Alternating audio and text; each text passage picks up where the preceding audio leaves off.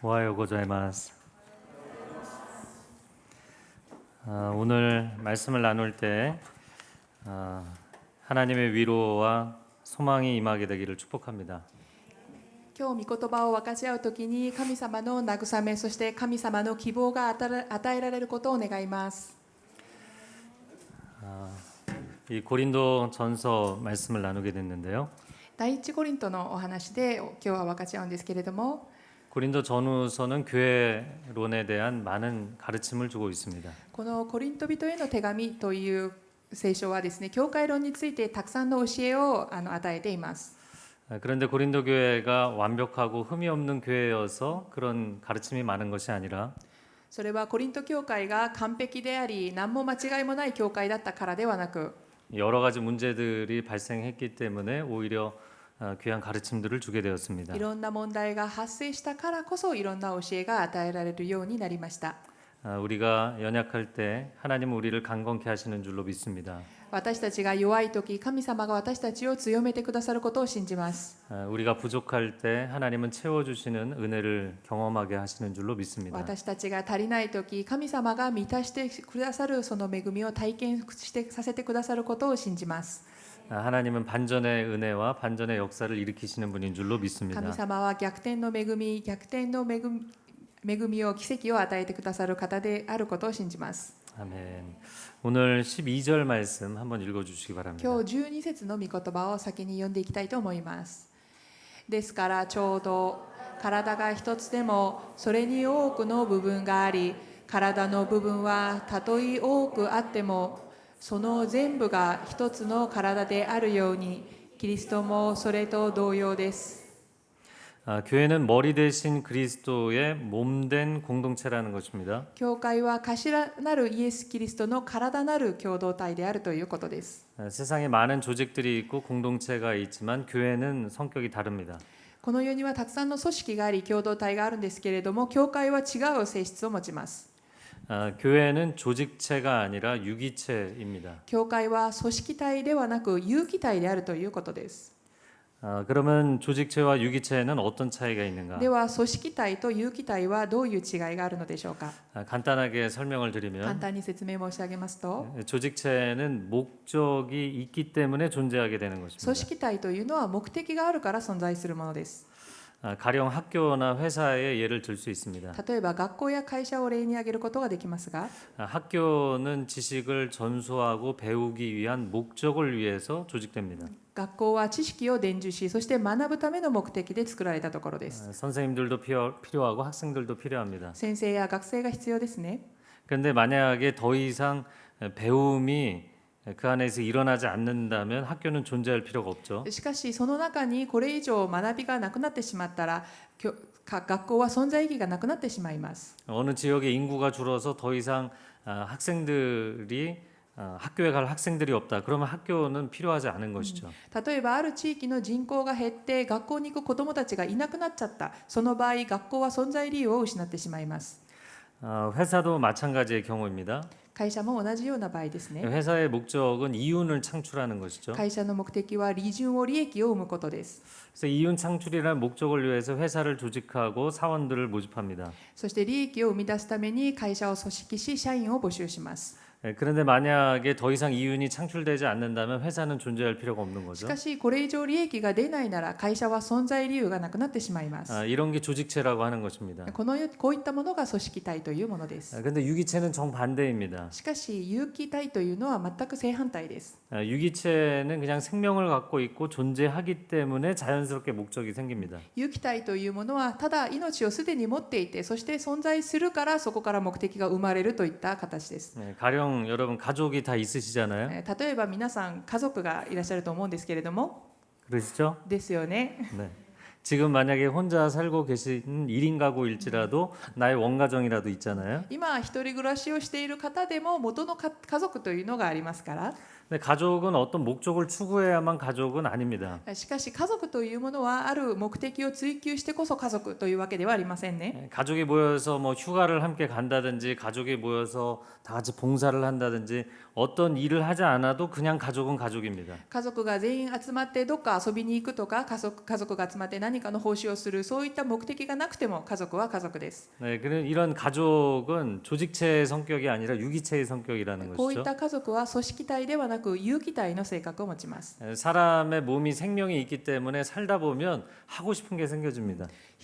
人が命を持っている限り生きている限り何かやりたいことが出てきます。 오늘 교회를 가고 싶다. 今日は教会に行きたい。 오늘 친구와 함께 만나서 이야기하고 今日は 싶다. 友達と会っておしゃべりがしたい。 뭔가를 배워서 의미 있는 인생을 살고 そし 싶다. て何かを学んで意味ある人生を生きたい。 생명은 생명이 있기 때문에 목적이 생깁니다. 命は命を持っているからこそそこから目的が生まれるものです。 가족이 행복하게 지내다 보면 어떤 일을 함께 하고 싶어집니다. 家族が幸せに暮らしているうちに何かを一緒にやろうという目的が生まれます。 우리 여름에 다 같이 좋은데 휴가 갔으면 좋겠다. 例えば夏休みにはどっか面白いところに行こ 우리 가정 가운데 기쁨이 있는데 이 기쁨을 다른 가정과 나눴으면 う。 좋겠다. この家族の中のこの喜びを他の家族と分かち合おう。 그래서 유기체는 조직체에 비해서 굉장히 약해 보이지만 아주 강력한 근본적인 생명력을 갖고 そ 있습니다. こでこの有機体というのは他の組織体に比べてとっても弱そうに見えますがとっても強い生命力というものを持っています。 세상에 강력한 많은 조직들이 있습니다. この世には強い強力な多くの組織があります。 회사도 있고 정부도 있고 군대도 있고요. 会社や政府、軍隊、 네, 그리고 뭐 언더그라운드에는 조직 폭력배들 조직도 있고요. そして闇の世界には組合があります。 그런데 이런 조직들은 목적이 있으면 존재하지만 목적이 사라지면 언젠가는 다 끝난다는 し 거예요. かしこれらの組織は目的があるうちには存在するのですがこの目的がなくなったらいずれかはなくなってしまうものです。 그런데 유기체는 굉장히 연약해 보이지만 그 생명이 있는 한 끊임없이 존재하는 겁니다. しかし有機体というものはとても弱そうに見えますが命がある限り存在し続けるのですね。 사회적으로 보면 가정이 굉장히 약해 보이지만 이 가정은 아주 끈질긴 생명력을 갖고 社 있어요. 会的に見てみますと家族というのはとても弱い存在のように見えますがとても強い生命力を持っています。 교회가 이런 가정과 같고 유기체이기 때문에 교회는 아주 강한 생명력을 갖고 있습니다. そして教会もこのような家族のような有機体であるので教会もとても強い生命力を持っています。 교회 안에 있는 생명력은 예수 그리스도께서 십자가 보혈을 통해서 우리에게 주신 영원한 생명인 줄로 믿습니다. そして教会の中の命というのはイエス・キリストが十字架の上で私たちに分け与えてくださった命なので特に強い生命力を持っていることを信じます。 그렇기 때문에 교회는 연약해 보이고 때로는 문제가 있어도 야 이러다 교회가 끝나는 게 아닌가. 그런데 교회는 끝나지 않습니다. なので教会というのは時には弱く見えそして問題を抱えているように見える時にもですねそしてこの教会なくなりそうだって思うような時にもとても強い生命力を持って存在し続けます。 로마 제국의 박해 시대에도 통과했고 ローマ帝国の迫害時代も乗り越え 공산주의의 치하에서도 통과하고 共産主義の時代も乗り越え 그리스도의 생명은 영원하기 때문에 교회가 이 생명력을 갖고 있는 한 끝까지 가는 줄로 믿습니다. キリストの命は永遠なので教会がこの命を持っている限り永遠に続くのです。 그래서 여러분 가정이 아무리 힘들다고 해서 가정을 포기하시면 안 돼요. なので皆さんも家庭が家族の仲間がどれほど割れてもですね彼らを諦めてはなりません。 교회가 아무리 힘들다고 해서 교회를 포기하시면 안 돼요. そして教会がいくら大変だと言っても教会を諦めてはなりません。 여러분의 가정이 건강하시기를 そ 축복합니다. して皆さんの家族が健康であること健やかであることを祝福します。 여러분의 교회가 건강하시기를 皆さん 축복합니다. の教会が健やかであることを祝福します。 자, 오늘 본문의 13절 말씀 今 한번 日の 같이 本文の 읽어주세요. 13節を一緒に読んでみたいと思います。なぜなら私たちは皆ユダヤ人もギリシャ人も奴隷も自由人も一つの体となるように一つの御霊によってバプテスマを受けそしてすべてのものが一つの御霊を飲むものとされたからです。 13절에는 교회가 한 몸, 한 가족인 이유를 설명합니다. この13節では教会が一つの体、一つの家族である理由を説明しています。 왜냐하면 우리는 한 분 성령님 안에 거하기 なぜなら 때문이다. 私たちは一つの御霊の中にいるからです。 두 가지를 더 설명하자면 2つを付け加えますと、 한 분 하나님이 우리 아버지이시기 때문에 一人神様が私たちの父上だからです。 한 분 예수님이 우리의 구원자이시기 そし 때문에 てお一人イエス様だけが私たちの救い主だからです。 그래서 교회에 처음 나오신 분들은 처음에 형제님 자매님은 깜짝 놀래요. 教会に初めて来る方は最初に教会に来た時に兄弟姉妹とか言われるとびっくりするようなんですけれども、 난 당신 같은 형제를 둔 적이 없다. 私はあなたのような兄弟は見ませんでしたけれども、 당신이 내 자매인지 나 몰랐다. あなたが私の姉妹だなんて知りませんでしたよ。 그런데 하나님을 아버지라고 부르기 때문에 처음 만났어도 이 형제 관계, 자매 관계가 되는 거죠. しかし神様をお父さんと呼んでいるので、初めて会っても兄弟姉妹になれるのですね。 그래서 청년이 어느 날 주일 설교를 듣고 집에 가서 아버지에게 그랬대요. ある若者がですね、手術の説教を聞いて家に帰ってこのよう父親にこのような話をしたそうです。 내 아버지도 하나님이고 아빠 아버지도 하나님이니까 앞으로 형이라고 부르겠다고. 私の父も神様で、そしてお父さんの父も神様でしょ。だからもうお兄ちゃんって呼んでもいいよね。 여러분 우리에게 한 분 하나님 아버지가 계신 줄로 믿습니다. 私たちにはただ父親はお一人だけ神様です。 제가 러시아 아우니치를 간 적이 있습니다. ロシアにアウトリーチに行ったことがあります。 모스크바에서 사역하고 페테르부르크에 사역하고 モスクワで働いてからペテルブルクに行きました。 페테르부르크에서 유럽으로 건너가는 페리를 타고 스톡홀름 헬싱키를 갔습니다. そこからヨーロッパに渡るフェリーに乗ってストックホルムとヘルシンキに行きました。 그 페리가 10층짜리 굉장히 큰 このフェ 페리였어요. リーは10階建てのとても大きなフェリーでした。 근데 저희 팀들에게 저녁에 자유 시간을 줬어요. そしてチームには夕方自由時間が与えられました。 자유 시간을 주면 놀아야 되는데 제가 갑자기 선한 마음이 생겨서 성경책을 들고 카페를 갔어요. 自由時間にはもともと遊ぶべきなんですけれども、善良な心が与えられましたので、私は聖書を持ってカフェに行きました。 성경을 펼쳐서 읽고 있는데 웬 외국 부부가 제 앞에 섰습니다. 聖書を開いて読んでいたら、外国人の夫婦が私のところにやってきました。 당신 크리스찬이냐고. あなたクリスチャンなの？ 핀란드 사람들이었는데 저에게 영어로 말을 フ 걸었어요. ィンランド人なんですけれども、私に英語で話をかけてきました。 맞다. 어디서 왔냐? 저는 한국에서 왔다. そうですよ、どっから来たの？韓国から来ました。 그러더니 그분들이 데이비 조를 아니에요. でその方々が聞きました。デイビッド・ジョーっていう人知ってる？ 여러분 누군지 デイ 아세요? ビッド・チョ 네. ー知ってますか？ 네, 오순절 순복음 교단 쪽은 아시죠? 五巡節の純福音教団の方 조용기 목사님 の 얘기하는 거예요. チョー・ヨンギ先生という有名な牧師先生がいらっしゃるんですけど、その 영어로 方で 데이비 す。 조라고 이름하셨다가 또英語で 폴조로 바꾸셨다. デイビッド・ジョーという名前を使ってたり、また名前を英語の名前を改名したりされましたけれども、 이분들하고 한 10분 정도 이야기를 했는데 この方々と10分ぐらい話をしましたが、 처음 보는 분들이에요. 初めての会った方々ですよ。 근데 오랫동안 못 만났던 가족을 만난 것 같은 し 느낌? かし長い間会えてなかった家族に久しぶりに会ったそのような感じ。 너무 말이 잘 통하는 거예요. 本当に話がうまく通じていました。 하나님의 사람들. 神様の人たち、 내가 처음 만난 사람이지만 내 가족. 私が初めて会った人たちだけれども、実は家族。 여러분 일본 말로 따라하세요. 日本語で真似してくださいね。ついていってください。 우리는 하나님의 가족입니다. 私たちは神様の家族です。私たちは神様の家族です。 우리 좌우에 계신 분에게 そ 당신은 し 나의 て 가족입니다. 隣の方々とこのように挨拶を交わしましょう。あなたは私の家族です。あなたは私の家族です。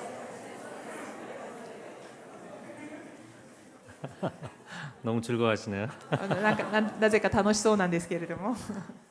자, 14절에서 16절의 말씀은 제가 간단하게 설명하겠습니다. 14節から16節の御言葉を私がちょっとかいつまんでいきたいと思います。 14절에는 몸은 한 지체가 아닌 많은 지체로 이루어져 있다. 14節には体は一つの器官ではなく多くの器官からなっていますと書いてあります。 15절에는 발이 나는 손이 아니니까 난 여기 속하지 않아 말하면 안 되고 15節は足が私は手じゃないから体に属さないというわけにはいかないと。 16절에는 귀가 나는 눈이 아니니까 여기 속하지 않아 말하면 안 된다. 16節には私は目ではないから体に属さないというわけにはいかない。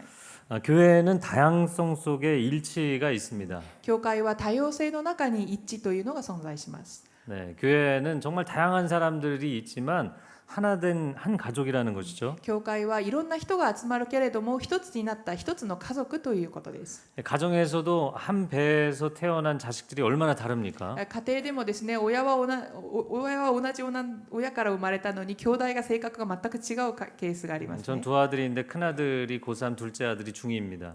私は息子が2人いるんですけれども、上の子が高校3年生、下の子が中学校2年生です。 근데 성격이 얼마나 다른지 本当 모르겠어요. に2人性格が違いまして、 첫째 아들은 상당히 여유가 있습니다. 上の子はのんびりです。 엄마 아빠 다 이렇게 좀 부지런하고 열심히 사는 타입인데 そして私たち夫婦は結構コツコツと働くものなんですけれども、 뭘 頑 서둘러서 張り屋さんなんですけれど 좀 も、 여유 있게 살라고. 彼はいつも私たちにも余裕を持てよと 큰 아들이 저희에게 요즘 인생을 가르쳐 주고 私た 있어요. ちに人生を教えています。 인생은 여유 있게 살다가 결정적인 순간에 빨리 하면 돼. もう少しのんびり生きていいんだよ。そして決定的な瞬間に頑張ればいいんだよ。 저희 둘째는 늘 조급해요. しかし2番目の子はですね、いつもせっかちです。 자기가 뭐 좋아하는 게 있으면 한 달 전부터 계속 얘기하고 계속 챙겨요. 自分がなんか好きなこと、やりたいことがあれば1ヶ月前からそれを言い続け、そしてそこにもうすごくこだわります。 또 첫째는 돈을 굉장히 절약해서 써요. そして上の子はお金も節約します。 둘째는 무조건 비싼 걸 し 사야 か 돼. し下の子はですね、何でも高いのがいい。 한국의 춘천이라고 그 강 주변에 이렇게 자전거를 타는 그런 도시가 있어요. 韓国にはチュンチョンっていうところがありまして、川のほとりを自転車で乗って楽しめるところがあるんですけ 거기 ど、 가면 자전거도 타고 닭갈비도 먹고.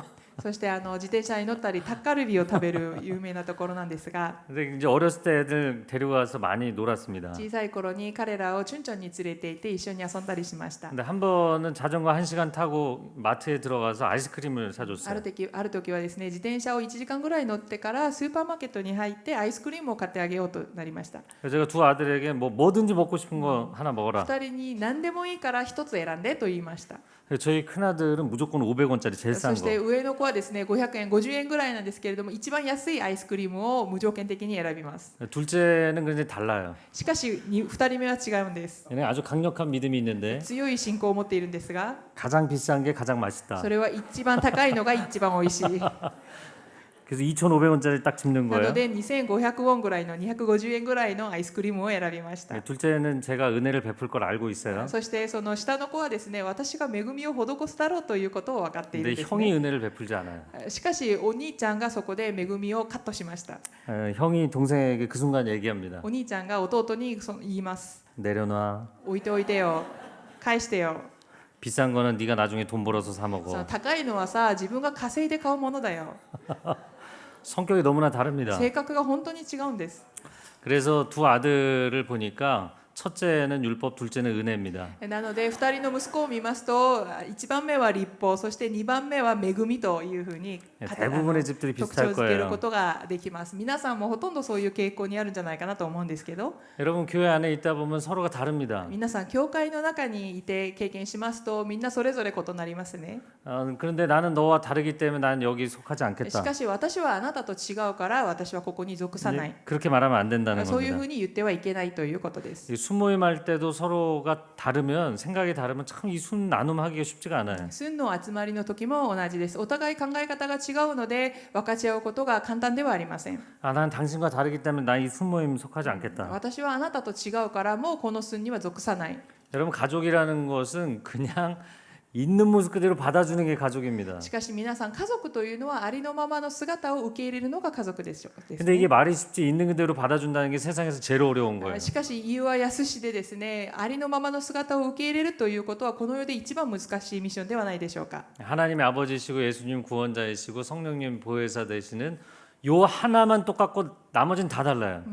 父親が神様が私たちの父親であり、そして私たちの救い主がイエス様であり、そして御霊が私たちを守ってくださる、この3つを除いては全部異なる世界に私たちは住んでいるのです。 그런데 하나님은 이 교회 안에서 우리를 다 다양성을 포용해 주시는데 しかし神様は教会の中で私たちの多様性を全部抱いてくれる、まとめてくれる方なんですが、 문제는 형이 동생을 받아주지 않아요. しかしお兄ちゃんが弟をですね、受け入れてくれない。 동생은 그 형이 불만이에요. そして弟はその兄に対して不満を持ちますね。 여러분 탕자의 비유에서도 아버지는 용서해 주는데 형이 용서를 못해요. 放蕩息子の例を見ますと、お父さんはもう大丈夫と許してくれているのにお兄ちゃんが許せない。 평소에는 잘 모르는데 교회에 어려움이 생기면 이런 게 드러납니다. それが日頃はあんまり気づかないかもしれないんですけれども、教会に何か難しい状況がやってきたら、出来事が起きてしまったらそこで現れるんですね。 서로가 다른 줄 몰랐는데 야 이렇게 우리가 생각하는 게 다르구나. お互いがこれほど違うということに気づいてなかったのに、何か問題が起きたら私たちここまで違うんだというふうに分かってしまうんです。 사도 바울이 이스라엘을 떠나서 이방 도시에서 굉장히 많은 교회들을 세웠죠. 使徒パウルはイスラエルを離れ、いろんな都市で教会を建てました。 그런데 이 헬라 도시들이기 때문에 헬라인 크리스찬들이 문화적으로나 정치적으로는 주도권이 있어요. ここはギリシャの教会だったので、ギリシャ人のクリスチャンが文化的に主導権を持っていました。 그러나 하나님 믿는 신앙이기 때문에 유대인 크리스찬들이 영적으로는 주도권이 있어요. しかし神様を信じる信仰だったので、霊的にはユダヤ人が主導権を持っています。 그러니까 서로가 갈등이 생기는 な 거예요. のでそこで葛藤が生まれるんです。 여러분 동경원리교회도 여긴 일본이니까 일본인 크리스찬들이 문화적으로나 정치적으로나 사회적으로는 주도권이 있어요. ここは日本にある存在する教会なので、日本人のクリスチャンの皆さんが文化や政治、社会的に力を持っています。主導権を握っています。 근데 한국 사람들이 워낙 신앙생활 열심히 하니까 또 교회니까 한국 사람들이 또 신앙적인 부분에서는 주도권이 있어요. しかし韓国人の方がその信仰的に熱心を出して一生懸命なところがあるので、霊的には韓国人の方が主導権を握ろうとするかもしれません。 그럼 자연적으로 갈등이 생기고 의견이 달라진다는 거예요. そうすると自然的に葛藤が生まれ、そして意見が食い違ったりします。 그래서 여러분 한 가지 고백하실 게 있는데 이것도 이제 일본어로 따라하세요. 皆さん、私について告白してください。 나와 달라도 한 가족이다. 私と違っても一つの家族です。私と違っても一つの家族です。 근데 여러분 말씀하시는데 얼굴이 좀 우울해 보여요. しかし皆さんそれを告白する中で顔がちょっとこわばってる感じなんですけど、 제가 가끔 농담반 진담반으로 저를 소개할 때 주례 전문 목사라고 소개합니다. 私は冗談を交えてですね、自己紹介をするときに、私は結婚式の祝辞専門牧師ですと言います。 청년 사역할 때 결혼을 많이 시켰어요. 私が青年の働きをしたときに、結婚するカップルがたくさん出てきました。 제가 지금 400상 이상 주례를 하니까 더 이상 카운트가 안 돼요. 400カップル以上祝辞をしに行ったんですけれども、それ以上は覚えてないぐらいです。 그래서 여러분 가운데 혹시 뭐 자녀들이 한국에서 주례 결혼식을 하실 거면 결혼식장을 정하시기 전에 저한테 한번 물어보세요. そして皆さんがですね、皆さんの子供たちがもし韓国で結婚をするなら、結婚式場については結婚する前に、決める前に私に来て相談をしてください。 농담입니다. 冗談です。 제가 하도 많은 커플들을 봤더니 本当にいろんなカップルを見てきましたけれども、 커플이 들어와서 앉는 모습만 봐도 알겠어요. カップルが部屋に入ってきて座るその姿だけでも分かるんです。 거리를 얼마나 뛰어서 앉는지 距離、2人の間の距離ですね。 이쪽 사람이 얘기할 때 이쪽 사람이 뭐라고 반응을 해주는지 一方がしゃべるとき、片一方がどういう反応を示すか。 그래서 한 5분만 보면 잘 살겠다 못 살겠다 견적이 나와요. それでですね、5分ぐらい見ていればこのカップルはうまくいくうまくいかないというのが読めるんです。 근데 제가 이제 주례하기 전에 미팅을 하면서 두 가지를 물어봅니다. そして私が祝辞をする前にですね、そのカップルとミーティングをするわけなんですけれども、2つのことをします。 뭐가 그렇게 좋아하고 결혼하려고 그러냐. まず第1番目の質問は、一体どこがそんなによくて結婚するんだっていう質問。 좋은 얘기를 해주죠. 2人お互いいい話を話し合います。 두 번째 질문은 그래도 교제를 하면서 서로의 단점을 알 텐데 결혼 전에 이거는 고쳐줬으면 좋겠다 얘기해봐라. そして2番目の質問は、付き合う中でさ、お互いの短所とか分かるじゃない、ここだけは直してほしいっていうのを言ってみてと言います。 이때 대답을 잘해야 돼요. ここで何と答えるかがとても大事です。 안 그러면 나가서 싸우게 돼요. 部屋を出てから喧嘩するかもしれません。 근데 제가 두 번째 질문을 하고 대답을 들은 이후에 꼭 해주는 얘기가 있습니다. そして2つ目の質問をして、その答えを聞いた後、私は必ずこのような話をします。 상대의 그 단점을 절대로 고치려고 하지 마라. 今言ったその短所を絶対直そうとしちゃいけない。 못 고친다. 直せないからね。 안 고쳐진다. 直せないからね。 그거 고치려고 하면 당신도 불행하고 배우자도 불행하다. それを直そうとしたところで、あなたも不幸になり、配偶者も不幸になるんだよ。 네, 여러분 그 침묵의 동의들을 하시는 표정이에요. 皆さん今うなずいて何も言わないんですけれどもうなずいて同意されてるんですね。 20년, 30년, 40년 사시면서 여러분 배우자를 완전히 고쳐 놓으셨나요? 皆さんは20年30年結婚生活の中で配偶者を完全に変えたりできましたか？ 그래서 부부가 분위기 좋은 날 앉아서 차 한잔 하면서 내가 저 사람 설득해봐야지 이러고 대화하다가 대판 싸워요. そして雰囲気のいい雰囲気を作ってですね夫婦の会話をしてみようというふうにするんですけれども始まりはいいものの最初は喧嘩で終わるんですね。 그래서 제가 커플들에게 이런 얘기를 해줍니다. カップルにこのような話をします。 부부간의 대화를 하는 것은 상대를 설득하기 위한 게 아니다. この夫婦の間で会話をする話し合いをするということはお互いを説得するためではないんだよ。 내가 고민하는 문제에 대해서 와 이렇게 다르게 생각할 수 있구나. 이걸 알기 위해서다. 私が悩むこの問題について相手の考え方はこれほど違うんだということに気づくための話し合いなんです。 네, 너무 크게 반응하시면 가정이 다 あ 오픈이 まりに 돼요. も大笑いしている方はもうどうなってるんですかみたいな。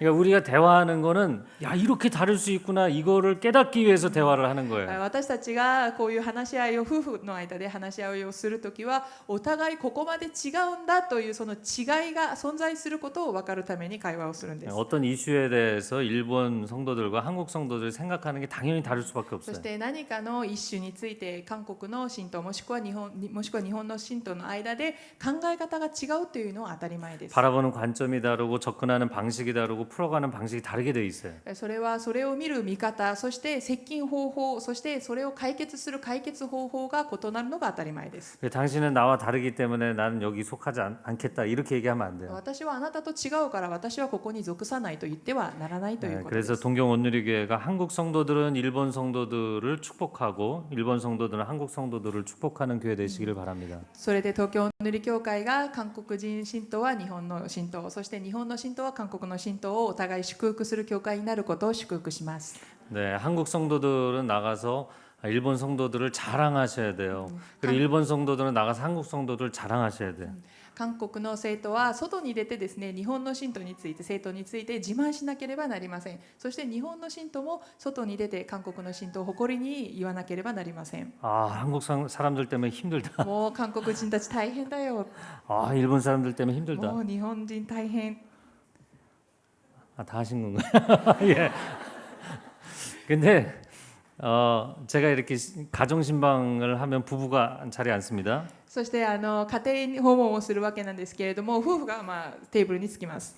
앉자마자 마치 교장 선생님 온 것처럼 아내가 남편 막 흉을 보기 시작하잖아요. 座ったらですね妻の方が奥さんの方がまるで校長先生が来たかのように自分の旦那はこうですああですと言い始めます。 아, 내 남편은 문제가 너무 많아요. もう問題が多すぎて 그럼 제가 어떻게 생각할까요? そうすると私はどう思うのでしょうか。 남편이 문제가 많은 건가요? 아내가 문제가 많은 そ 건가요? れは旦那に問題が多いんですかそれとも奥さんに問題が多いんですか。 둘 다 문제가 많은 거예요. 両方とも問題が多いんです。 그러니까 자기 배우자를 흉보는 건 자기를 흉보는 겁니다. つまり自分の配偶者のその悪口を言うというのは自分自身に対して悪口を言うのと同じです。 다시 한번 할까요? 우리는 한 가족입니다. 一緒に言いましょう。私たちは一つの家族です。私たちは一つの家族です。 자, 20절 말씀을 そ 읽어주세요. して20節の御言葉を一緒に読みましょう。しかしこういうわけで期間は多くありますが体は一つなのです。 네, 몸 안에 지체가 많지만 그러나 결국에 몸은 하나다. 体の中にはいろんな器官がありますが結局体は一つだということですね。 고린도전서 3장 16절을 읽어주세요. 第一コリントの3章16節の御言葉です。あなた方は神の神殿であり神の御霊があなた方に宿っておられることを知らないのですか。 그러니까 이 말씀은 교회만 하나님의 성전이 아니라 교회의 구성원인 성도 한 사람 한 사람이 성전이다. これはつまり教会だけが神様の神殿なのではなく教会に来ている構成員一人一人が神様の神殿であるということを意味します。 그래서 여러분 한 사람 한 사람이 걸어다니는 성전입니다. なので皆さん一人一人が歩く神殿なのです。 여러분 각자가 걸어다니는 교회입니다. 皆さん各自がですね歩く教会なのです。 그렇다면 교회만 소중한 것이 아니라 교회의 구성원인 한 사람 한 사람도 하나님의 성전으로서 소중한 거죠. だとしたら教会だけが大切なのではなく、教会を構成する皆さん一人一人も神様の神殿として大切なわけですね。 그러므로 교회 안에 소중하지 않은 지체는 없습니다. なのでこの教会の中で大切ではない期間、大切ではない部分は誰一人いません。 마치 작고 연약한 교회일지라도 그 교회는 하나님의 성전이기 때문에 소중한 것처럼 우리 교회 안에서 작고 연약한 지체가 있을지라도 소중한 거예요. これはまるで小さい教会が小さい教会でも神様の神殿であるからそれが大事であるように、私たち一人一人も教会の中で神様の神殿なので、どれほど弱くてもどれほど信仰がなくても私たちは一人一人大切だということです。 21절에서 24절은 그 얘기를 하고 있는 건데요. 21節から24節でその説明が書いてありますが、 21절만 읽어주세요. 21節だけ読みたいと思います。そこで目が手に向かって私はあなたを必要としないということはできないし、頭が足に向かって私はあなたを必要としないということもできません。 그러므로 몸 안에서 넌 필요 없어 이렇게 얘기하면 안 된다는 거죠. なので私たちが体の中においてあなたはいらないというわけにはいかないということです。 예전에 진화론에서 한때는 맹장이 인간 진화의 증거라고 했어요. 昔進化論があった進化論でですね、盲腸は人間が進化した証拠だというふうな主張がありました。 맹장이 아무런 역할을 하지 않는 것으로 생각이 됐을 때, 의학이 소리와- 발전되지 않았을 まだ 때는 医学が発展しなかった頃で、盲腸は何の役割もないというふうに思われた時期の話です。 사람의 몸이 진화돼 가면서 이 불필요한 장기가 남아 있는 거다. 人の体が進化していって、そのうちに何の機能もない盲腸でまだ残っているんだという。 근데 그렇지가 않은 거예요. しかしそうではありませんね。 의학이 발전해서 보니까 맹장은 소장과 대장 사이에서 소화를 증진시키는 역할을 합니다. 医学が発展してから分かったこと、盲腸は小腸と大腸の中に間にあって消化を促す役割があるということ。 또 나쁜 균들을 죽여서 면역 기능을 강화시켜 そ 줍니다. して悪い菌を殺し免疫機能を強化するということが分かりました。 그러니까 몸 안에 불필요해 보여도 불필요한 건 つ 없다는 ま 거예요. り体の中には不必要のように見えて実際必要でないものは何一つないということです。 교회 뭐 연약한 지체 아니면 힘들게 하는 지체 뭐 여러 지체들이 있지만 다 소중한 사람들이에요. 教会の中に弱い人たち、そして周りに辛い思いをかけているそういう人たちがいるかもしれませんが、その一人一人が大切ではないわけではない。 사람이 발이 좀 냄새가 나잖아요. そして皆さん、人は足が臭いですね。 그리고 또 게다가 발가락이 5개, 5개, 10개나 있잖아요. そして足の指がですね、5本5本合わせて10本もあるわけで、 한 2개 정도는 없어도 될 것 2つ 같은데. ぐらいはなくてもいいんじゃないかと。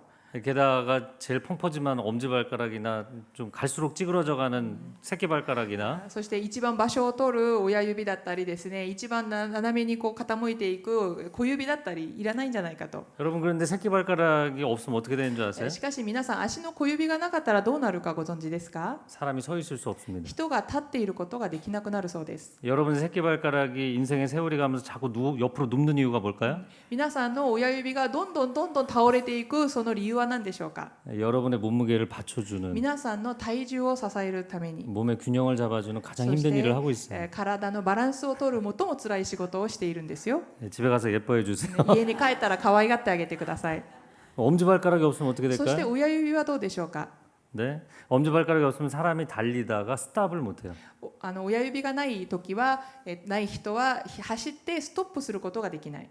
이 브레이크 역할을 해주는 게 つまりブレーキの 엄지발가락입니다. 役割をしているのが親指だそうです。 그래서 운동을 많이 하는 사람들은 엄지발가락 밑에 물집이 많이 생기죠. なので運動をよくする人たち、激しくする人たちをよく見ると足の親指に水ぶくれがよくできるそうです。 넌 지저분해, 너는 불필요해, 이런 거는 우리 몸에 없다는 あ 거예요. なたは汚い、醜い、だから必要じゃないというそういう期間は私たちの体にないということです。 여러분 자녀들도 성격이 나랑 안 맞는 자녀 힘들지만 皆さんも、例えば自分と性格が合わない子供がいるときは大変辛いですか？ 힘들게 하는 자녀, 방황하는 자녀가 더 소중하지 않습니까? そのようにして私に辛い思いをさせるその子供こそがより大切ではありませんか？ 순모임하다 보면 새로 온 순원이 막 어려운 질문을 하는 순원이 例え 있어요. ば寸の集まりをしたら新しく教会に通い始めた人がですね、難しい質問をしたりします。 집요하게 선악과 질문하고 욥기 질문하고 막 그래요. 本当に必要にですね、善と悪の実の質問だったり、ヨブの質呼ぶ気に関する質問だったりをしてきます。 그러면 순장이 저 사람은 안 나왔으면 좋겠다. そしたら村長がですね、あの人は来なくてもいいのに、 그러다가 진짜 한 주 안 나왔어요. そして1週間その人が休んだ時、 그럼 전화해서 왜 안 나왔냐고 얘기를 해야 되는데 아, 전화를 하면 안 될 것 같아요. 電話して何があったのって安否を聞くんですけれども、電話をしたくない。 그러면 또 한 주를 안 나왔어요? 2주 안 나왔어요? そしてもう1週間休んで2週連続休みになって、 혹시 다른 순으로 가지 않을까 이런 희망이 생겨요. 他の村に行っちゃってるのかなと。 그러니까 이런 마음을 갖는다는 거는 가족이 아니기 때문이라는 こ 거예요. のような気持ちがあるということは家族じゃない、だからなぜ家族じゃないからです。 그럼 가족이라면 그렇게 하겠냐는 皆さ 거예요. ん家族だったらそのようにしませんね。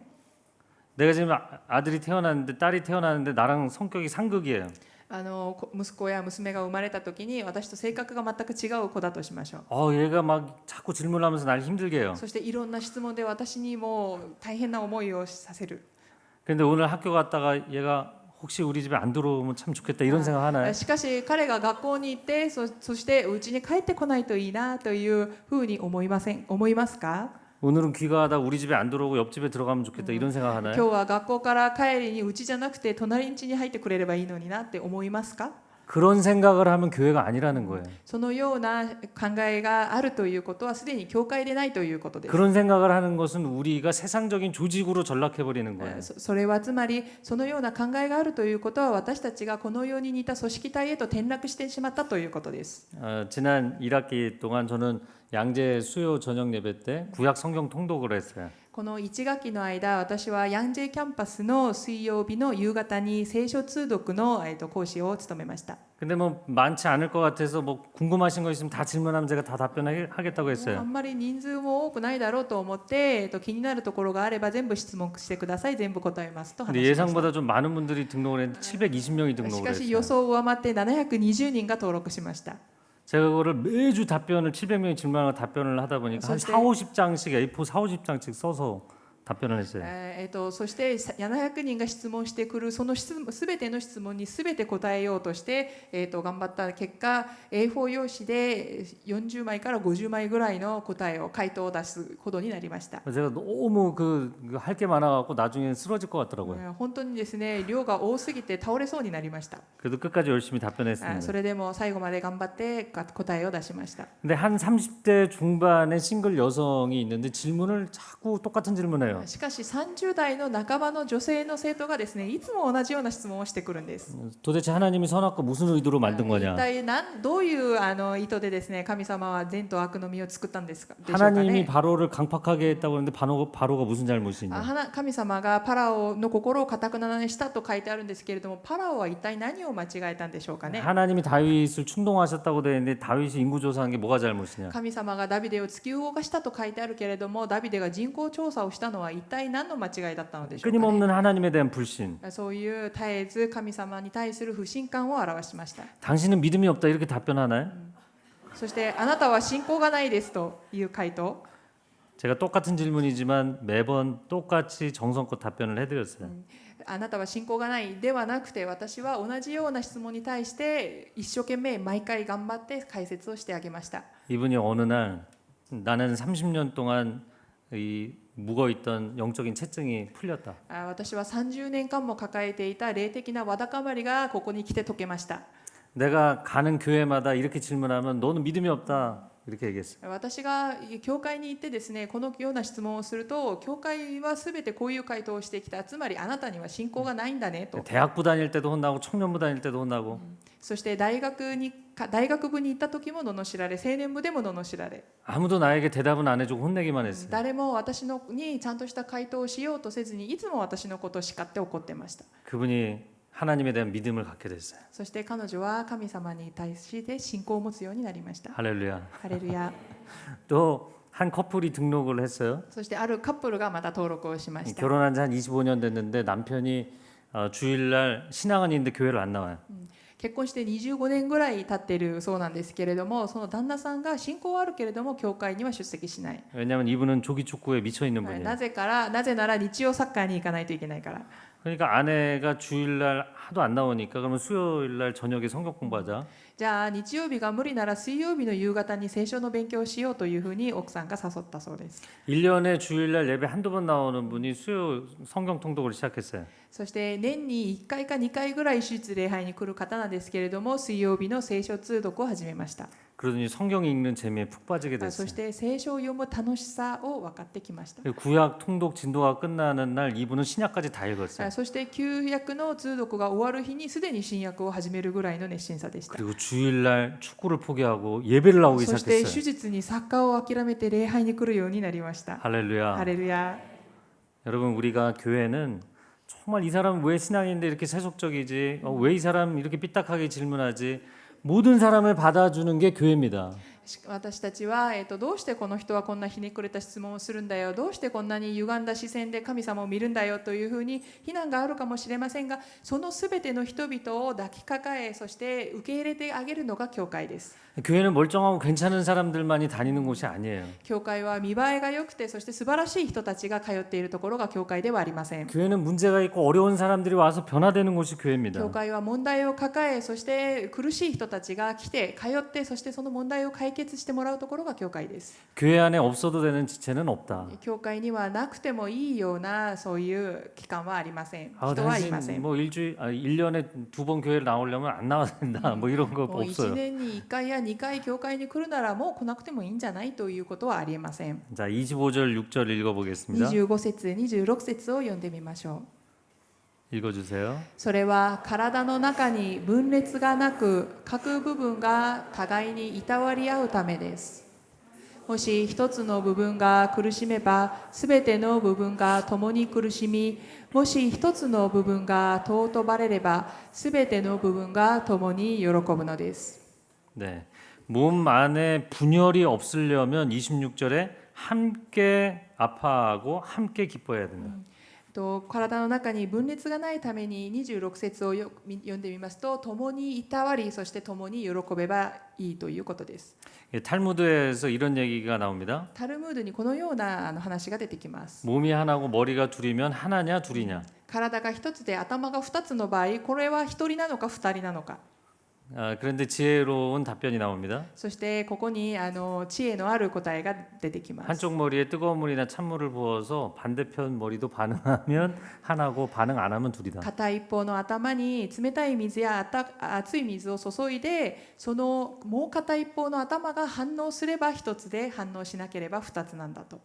자, 二人なんだと。 지금부터 제가 하는 이야기는 말씀은 다른 사람에게 적용하지 말고 본인에게 じゃあこ 적용하세요. れから私がお話をするんですけれども、他の人のことを考えずに自分だけにこれを適用して顧みてください。 어떤 분들은 설교 끝나고 나가면서 이 메시지를 내 남편이 들었어야 되는데 ある方は説教が終わってからですね、帰り道にこの説教はうちの旦那が聞くべきだったっていう人がいるんですが、 아침에 큐티를 하고 나서 이거 김 집사가 큐티를 했나 모르겠네. 朝キューティーをしたらキム執事がこのキューティーを今日したかどうか気になる人。 이게 말씀은 자기 자신에게 적용하셔야 御言 돼요. 葉は自分自身にだけ適用するものです。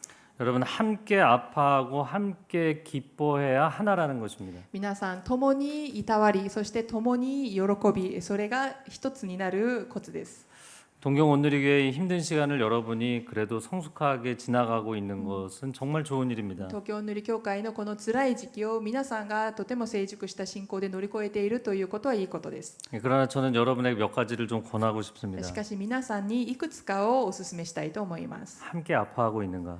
共にいたいと思っているか、 함께 소망을 갖는가? 共に希望を持っているか。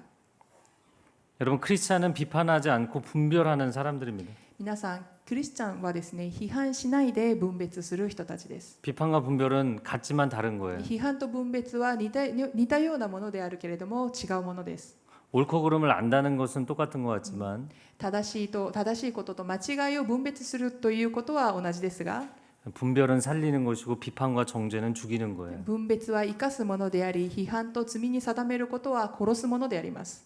여러분이 이 차이를 아셔야 됩니다. 皆さんこの違いに気づいてほしいと思います。 잘못된 거를 덮고 가라는 게 아니라 분별은 하셔야 됩니다. 間違いを何でも隠せばいい、包めばいいというわけではなくて、 그러나 그것을 누군가를 정죄하거나 비판하는 것이 아니라 여러분 건강하게 회복하는 쪽으로 가셔야 돼요. 正しい、そして間違いについてしっかりと考えることは大事なんですけれども、それをもって他人を殺すのではなく、それを生かして直していく方法へと持っていかなければなりません。 다윗이 사울 왕에게 그렇게 고생을 했는데 사울을 한 번도 비난하거나 정죄한 게 없어요. ダビデはサウルによってあれほどに苦しめられたのに、一度もサウルについて批判したり罪に定めたことがありません。 그랬기 때문에 건강한 공동체를 세운 겁니다. だからこそ健康的な共同体を立てることができました。 다시 질문합니다. 여러분 함께 아파하고 있습니까? もう一度皆さんに質問します。皆さんは共に痛みを感じていますか？ 서 목사님이 책임이 있기 때문에 책임질 부분들을 지고 내려놓게 됐습니다. ソウ先生に責任がありますので、その責任を負ってソウ先生は辞めました。 함께 아파하고 있습니까? それについて皆さんは一緒に心を痛めていますか？ 교회는 물론 바른 것을 분별하고 회복하는 과정을 가야 됩니다. 教会はもちろん正しいものが何かを分別し、そしてその方向に行かなければなりません。 그러나 누군가가 어려운 상황이 있을 때 잘잘못을 분별하는 것도 분별해야 되지만 함께 아파하고 있는가? しかし誰かの間違いまたは正しさ、それを分別することはとても大事なんですけれども、同じようにその人が心を痛めている時に同じ気持ちで心を痛めているかというのがとても大事 또 です。 이런 상황 가운데 문제를 풀어가면서 서로 견해가 다른 분들이 있잖아요. そしてまた何かの問題が発生した時にそれを解決しようとしてみんな動くわけなんですけれども、見解が違う時があります。 또 교회를 떠나기도 하고요. そして教会を離れたりもします。 그런 분들에 대해서 당연한 거다라고 생각을 하는지 아파하고 있는지. そのような方々に対して当然だと思うのか、それとも心を痛めているのか、 이걸 이렇게 설명할 수 있겠습니다. それをこのように説明したいと思います。 교회 안에는 진리파와 은혜파가 있어요. 教会の中には真理派と恵み派がいる。 근데 진리파와 은혜파는 둘 다 필요한 겁니다. しかしそしてその真理派と恵み派は両方必要なものである。 진리파는 이걸 바르게 고쳐야 된다. 이게 진리파예요. いわゆる真理派というのはですね、これを正さなければならないと主張するのが真理派です。 은혜파는 은혜로 덮고 가자. そして恵み派はですね、恵みによって包んであげようと。 그래서 진리파는 은혜파한테 너는 어떻게 크리스찬이 진리를 따르지 않냐.